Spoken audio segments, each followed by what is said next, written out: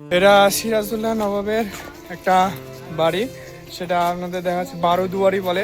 এটা একটা দুয়ার, দুয়ার সিরাজউদ্দৌলার মেন বাড়ি, এটা সিরাজউদ্দৌলার। তো আমরা দেখাচ্ছি এখানে আপনাদের।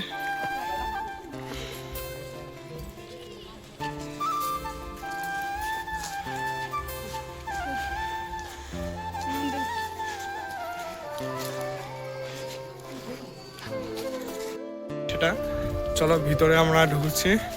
তো লোকেশনগুলো দেখো, বিউটিফুল লোকেশন। সিরাজউদ্দৌলার বাড়িটা খুবই সুন্দর লোকেশন আছে, আর পুরো ঐতিহাসিক জিনিস রয়েছে এখানে, সেটা বুঝতে পারবেন দেখলে, ঠিক আছে? তো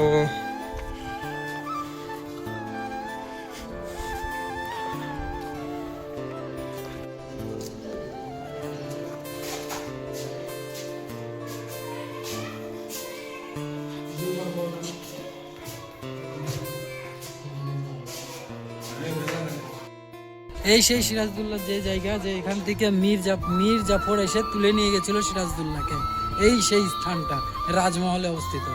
দেখো সিরাজউদ্দৌলাকে কেমন করে উঠে নিয়ে গেছিলো সেটা বললো, সেটা তো জানে না মোমেন্টে, তা আপনাদের শেয়ার করছি। আর খুবই একটা সুন্দর ঐতিহাসিক রহস্যময় রয়েছে, সেটা সবাই জানে, ঠিক আছে? তো আমরা তো এটা হচ্ছে সিরাজউদ্দৌলার যে ইতিহাস জায়গাটা আছে, পুরোটা জায়গায়। তো লোকেশনগুলো